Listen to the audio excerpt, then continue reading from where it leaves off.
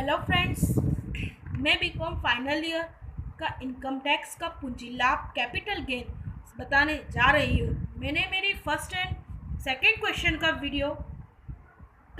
Link मेरे description में दे दिया है, जो कि आप वहाँ जाकर देख सकते हैं या फिर मेरे चैनल पर जाकर भी आप उसे देख सकते हैं। मैं अब आपको थर्ड क्वेश्चन का प्रॉब्लम समझाने जा रही हूँ, जो कि बहुत ही ईजी है।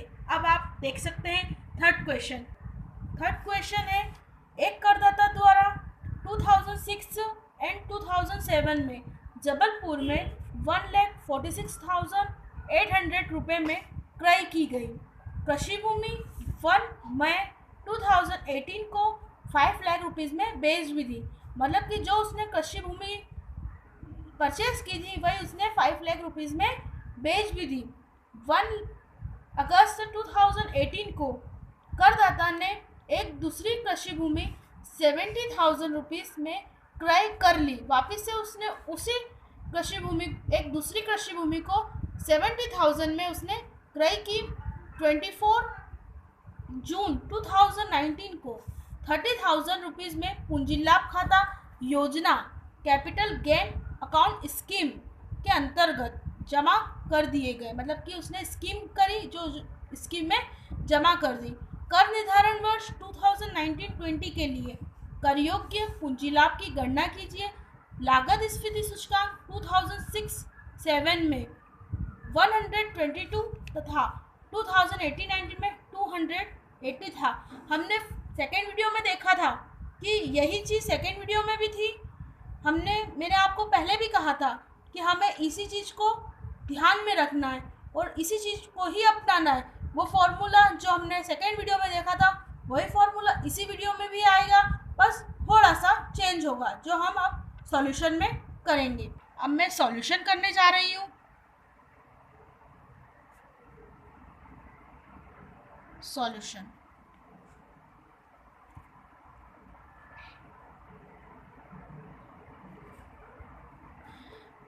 हमें सबसे पहले देखना होगा कि हमने इस कृषि भूमि को कितने रुपए में बेचा था। हमने इस कृषि भूमि को 5 लाख रुपए में बेच दिया था। अब हमें लिखना है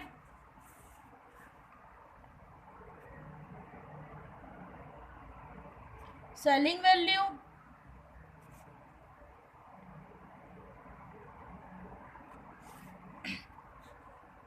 अब हमें इंडेक्स कॉस्ट लेस करनी है। लेस इंडेक्स कॉस्ट, हमें वही फॉर्मूला अपनाना है जो हमने सेकेंड क्वेश्चन में अपनाया था। अब हमें सबसे पहले परचेस वैल्यू देखनी है। परचेस वैल्यू है 1,46,800। हम लिखेंगे इनटू हमें 2018-19 की वैल्यू देखनी है, वो कितनी है 280। अब हमें 2006-7 की देखनी है, तो वो है 122। अब हमें 122 में से 1,46,800 को डिवाइड करना है। हमने डिवाइड किया, डिवाइड करने पर आंसर आता है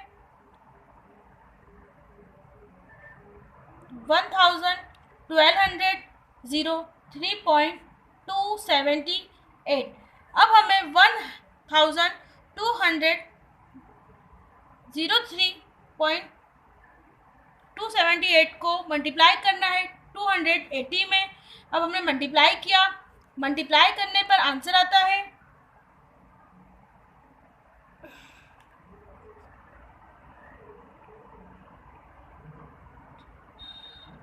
3,36,918।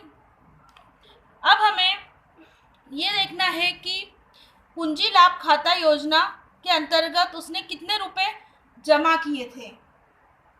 तो हमें कैपिटल अमाउंट देखनी है, उसने कितनी जमा की थी 30,000। लेकिन हमें सबसे पहले देखना है कि उसने क्रय कितने का किया था। तो उसने दूसरी जब भूमि ली थी, कृषि भूमि, उसने 70,000 की ली थी। तो हमें सबसे पहले कृषि भूमि मतलब परचेस लैंड देखना है, परचेस लैंड 70,000 का है। अब हमें सब पूंजी लाभ योजना के अंतर्गत मतलब कैपिटल प्रॉफिट स्कीम के अंतर्गत हमें 30,000 को लिखना है।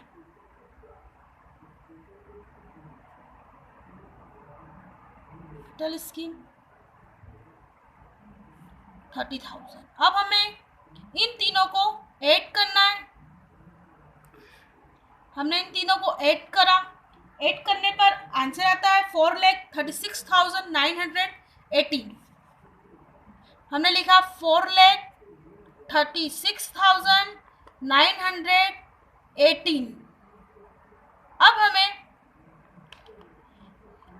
5 लाख में से 4,36,918 को लेस करना है, मतलब कि माइनस करना है। माइनस करने पर 63,082 आंसर आएगा।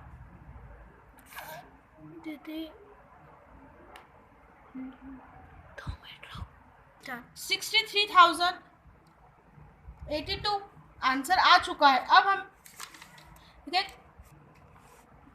आपने देखा होगा कि कितनी आसानी से ये आंसर आ चुका है। अब आप सोच रहे होंगे कि सेकेंड क्वेश्चन में भी यही चीज़ थी और थर्ड क्वेश्चन में भी वही चीज़ थी, बस उसका नज़रिया थोड़ा अलग था, पर हमने फिर भी उसे कर लिया। आपने फर्स्ट क्वेश्चन देखा, थोड़ा टफ था, थोड़ा सा टफ था। सेकेंड क्वेश्चन उससे थोड़ा और टफ आया। थर्ड क्वेश्चन भी टफ था, पर बहुत इजी पूर्वक हो चुका वो भी। अब आपको अच्छा आप मन करते हैं आप इसे लाइक करें, शेयर करें, सब्सक्राइब करें।